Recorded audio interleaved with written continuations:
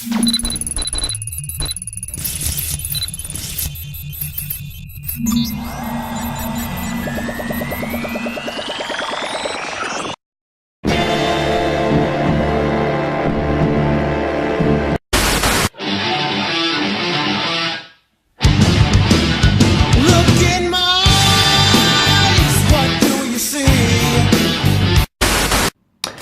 and welcome to Halcyon Blink. On this episode I'm going to be touching on a childhood favourite of mine, a game that I proclaimed was the greatest game I'd ever played.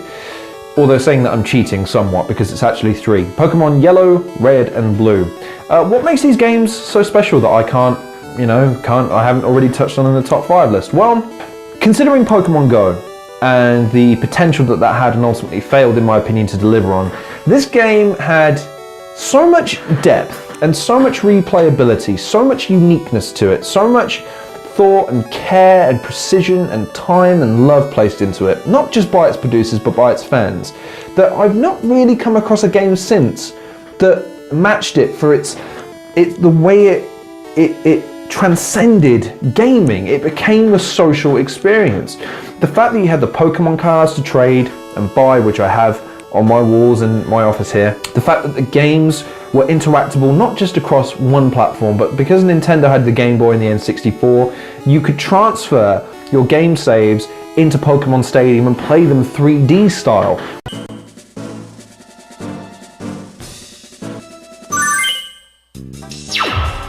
We're finally underway with Pokemon Tournament Pokecup Pokeball. We have a large contingent of Pokemon with a bewildering mix of moves. What'll it do? Oh, the attack missed! Neither one is conceding an inch. Here comes the aerial attack! Severe hit! Wow! Take it down with one hit!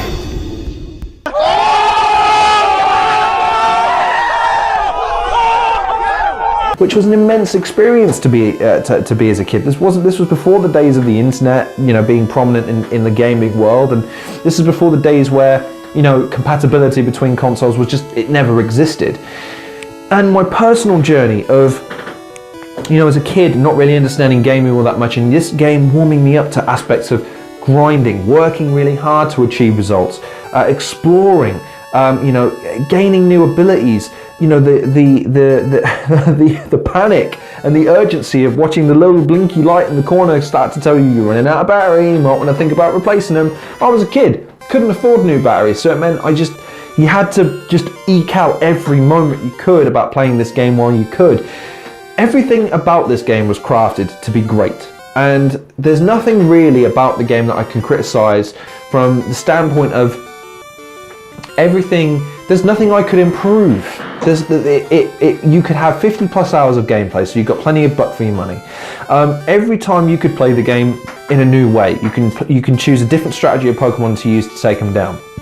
You could always overcome a problem by working harder at it. So if you hit a gym you just simply couldn't beat, you backtrack, you start over with a Pokemon, you train it up, and you come back. And the sense of accomplishment that you felt when you overcame a gym that you were particularly struggling with is immense. And I don't think it'd be understated just how great that Pokemon video. And in fact, I'll tell a quick anecdotal story. When I did that top 5 review and a few people watched it, a few people actually got do you know what, I really want to play that game again.